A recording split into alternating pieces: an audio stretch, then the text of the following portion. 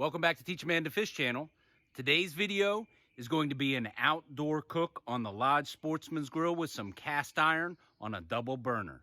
Let's go ahead and get started.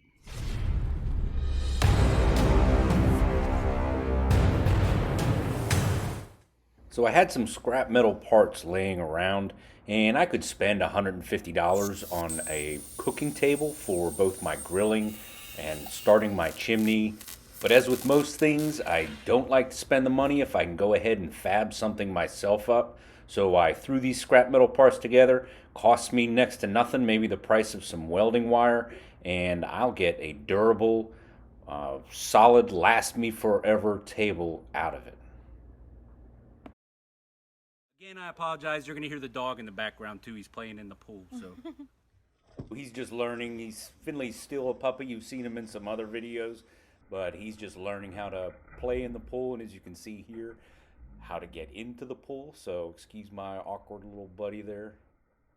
I'll limit it during the editing phase as much as I can. His barking in the background, he's just an excited puppy. cast iron, when you first put anything in it, it needs to be warm. If you envision like your car has to warm up and it starts to run better. It's designed to be operated at warm temperature. Right. That's optimal. Cast iron does the same thing. If you throw something into a cold pan, that surface is not prepared with the oil, the polymerization, all the molecules lined up, and your food is going to stick. So first of all, let's talk about bacon. No, you had a question. Does it do anything with a taste, like if it's cold? Or is it just... No, it's purely the non-stick. Gotcha. So one of the things to talk about with cast iron is all those previous cooks. So if you can see in the one that you now own, doesn't have all of the patina that this one is. Right. This is probably about 5 years old. So all of those old cooks are all adding. So using. Yeah, it's adding flavor. You'll actually smell it when I fire it up. Some of those old flavors in there, that's going into the food too. That's why it tastes so different. Yeah. Gotcha. Now, this is also really, really hot. So we've got to crank this thing way down. This is way hotter than you would have on your stove at home. It's nice because I have the gas at home too. Well, gas is always better than induction or the heater rings. You have more control over the cast iron, and you can put more heat in when you want it. Right. So at this point, we're going to let this skillet heat up. When you start to feel some of that heat in there, which is nowhere near yet, that's when you know the bacon can go in, and you actually want to hear it sizzle a little bit when it goes in. Now, bacon and eggs. I always do the bacon first because no one talks about eggs and bacon. Your bacon in your pan puts that flavor that we were talking about into the pan first. Plus, you're getting that oil that's going to be in the pan when we go to put the bacon in. So all of that bacon flavor goes into the bacon. Bacon is the star of the show. It makes everything taste better. And a little bit about the pans. You can see this newer modern one has the handle on the other side. This one does not. So a lot of times you end up doing the carrying like this, especially if there's something in it. Well, they put the handle on the other side for that. Yeah, makes it easier. You can see that pan. I'm running the flame way too hot on that side. So again, you're visually looking at everything as it gets ready. Yeah, it has like a nice coating on that one. That pan is ready. Just like any other pan. The bacon goes in. You'll see on mine, it's actually non-stick from the start. So that pan, the bacon is sliding from the start. Yeah. Yours being... might stick a little bit. Right. But that stick, the key to that is to let the proteins, they will stick in the beginning, and then it's way too hot. Again, you're paying attention to all this as you're cooking, and that's where the new cook might not pick up on, that's way too hot. I might burn things. Yeah, I need to back that down. But as those proteins heat up, they'll release when they're done. They'll actually come up off the pan. So it'll be sticking in the beginning, and you scrape it a little bit, and then you'll notice another minute or two, it'll pop off the pan. Gotcha. Actually, I gotta run in and get a fork. So, you see how easy that came off? That's how you want it. Eventually your pans they'll improve with age. Gotcha. I can't believe he's gonna be barking in the whole time in the background. Throw them in the pool. And it even looks different. Like if you do it on a regular pan, it kind of looks different. Yeah, the whole cooking experience It's with it is different. totally different. But Something you got to get used to. yeah, that's it exactly.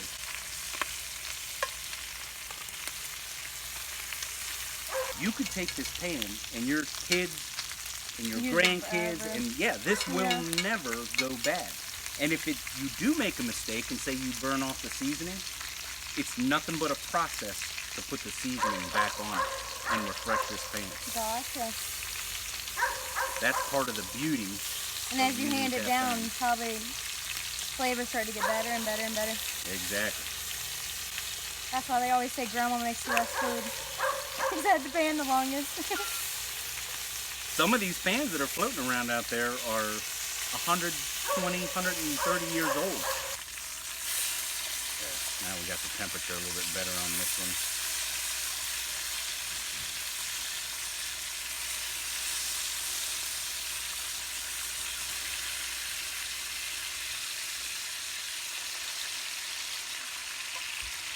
Now, as soon as we stop talking, he stops barking. That's how it's supposed to go. Now, when we talk about the eggs, it's the same thing. You want that pan warm, and it will stick in the beginning. It's his world. It'll stick in the beginning, and you'll tease that egg off of the pan, and then it'll flip and slide around however. Gotcha. So it's just like that one first stick that. Yeah, gets you it. gotta let it cook through, as opposed to like on a Teflon or Silverstone, it'll slide around easy from the very beginning. You want that egg to form, and then you'll tease it off the pan. Okay.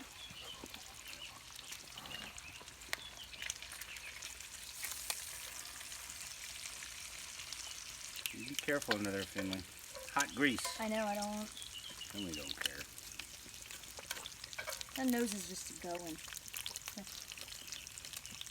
It seems like it's a lot of relearning to cook, but Yeah, it's worth it. it gets easier. Yeah. As a matter of fact, it's a little difficult for me to even remember all the things that I picked up over the last. I've been cooking with cast iron for about 10 years now. Yeah. So I didn't discover cast iron until my early 40s. And it was through a buddy at work who told me he would have people that would come over and visit, and he would cook in cast iron, and they would ask, what's different about these eggs or this bacon? And he would say, what you're tasting is cast iron. It's also interesting to note that cast iron actually puts iron into your food. Little bits of iron comes out of that pan, which is healthy. It's just like taking an iron supplement. It's healthy for you to get that iron out of the cooking process, as opposed to Interesting. Teflon. Yeah. Now, when you switch over to eggs, do you drain out some of the grease or you just leave it? I like to leave it. Sometimes, it depends on what I'm craving. Sometimes I'll actually clean the pan, put butter in. Because Okay. sometimes the grease from the bacon is maybe a bit heavy to me, and I'll switch over to frying it in butter. Just depends on how you feel on that day. Yeah, exactly. Okay, that pan is cooled a little bit. Because it's easier to put heat into the pan than it is to take it out. And while you're waiting, you're burning your food. Oh, okay.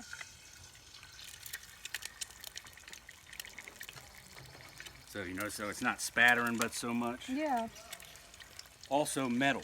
It's okay to scrape this pan. You will not hurt it. Great. It's designed to take it. That's one of the things that's real rugged about these pans. Now it's a little different when you start to get involved in enamel, but that's the beauty of using these pans is they're designed To taste it. Yeah, that's nice because I usually get told, stop. can't use that. You can't use a Yeah, fork well, to do it's- that. You can't use a fork to mix that. In that tone of voice too. Well, and that's true for those Teflons. That's what kills the pan. And if you'll notice the Teflon that you're cooking in, over time it gets worse and worse and worse. Where do you think all that's going? In all your food. Yep. One Yeah. little piece at a time. Yeah. You're eating it. So when I said you have to tease that egg up, this is when you do that. No stick at all, right? And this is a young It's pan. nice. Yeah. That's the key to this, is being patient there in the beginning. Let the egg and those proteins tell you when they're ready to be released. And this is washing in the grease. You just go like this.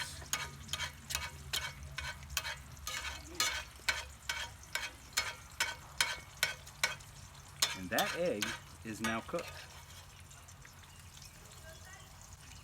Nice. Totally different flavor in this Yeah. egg. It's a totally different way of thinking. And if you were going to do an over easy, again, it's the same. Always flip away from yourself so that the grease splash. Is the other way. Yeah. Yeah. You can see all the blackness on it. Probably makes it taste. That's right. That's little bits of the egg of the bacon. So all that flavor is in that egg. All right. So now we're getting a third cook involved in this, and he's going to run the burger grill. So I guess we need to talk about what we're making here. We're actually making a burger that will have egg, bacon, cheese, and avocado.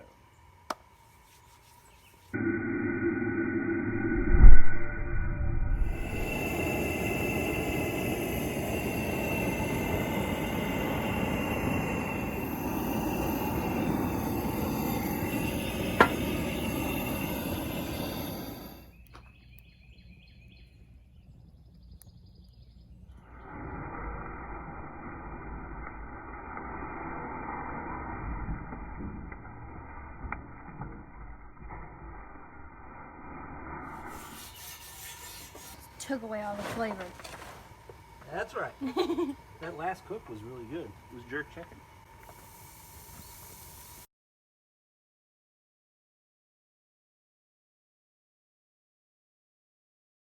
Let me give you a little secret on cracking eggs. You ever heard about how you crack an egg to keep it from getting shells in it? No. Flat surface versus a pointed surface. Always go for the flat surface. This will make little tiny chips. The flat surface Make big one.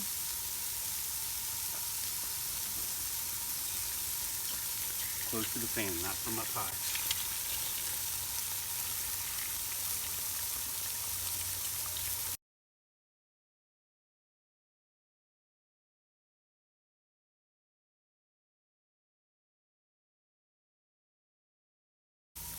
Now, do you want to do those over easy? That sunny side up, or do you want to do the bacon cook on? I just went like this. But how do you? There you go. There we You go. got it. Can't worry about it throwing.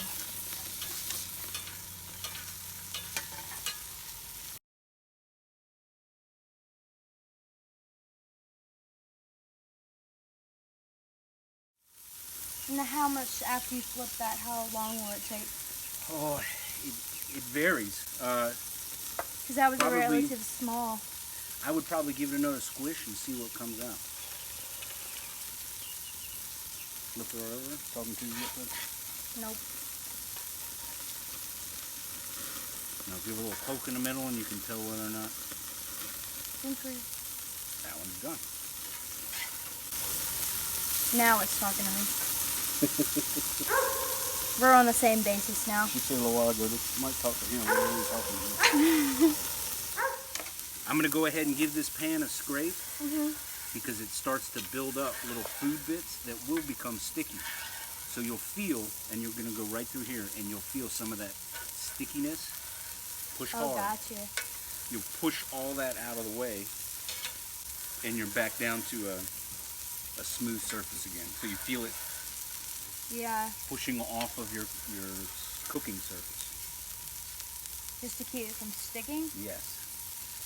And if it's really bad, like sometimes with bacon, you bring it all up to one spot in a little, like a high spot, high ground in that pan. Mm-hmm. And you can get all of those bits and chunks, and you can pull them all out and just get them out of your way. So it's not onto the ground in your kitchen, but when you're outside, you can throw them wherever you want.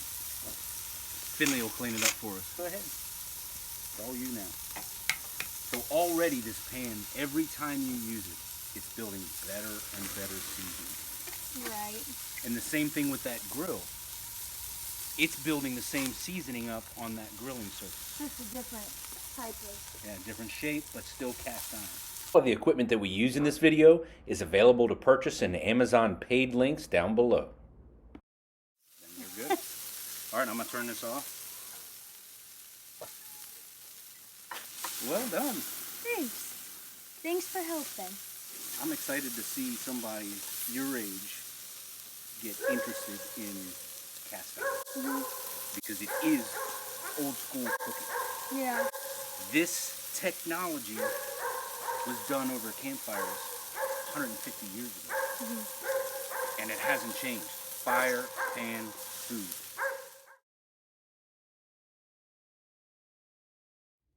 So YouTube says that this video is perfect for your viewing habits. This is my latest upload, and over here is a playlist of videos you just might enjoy. I hope you liked it. If you did, please click like, subscribe, share, and come on back for more.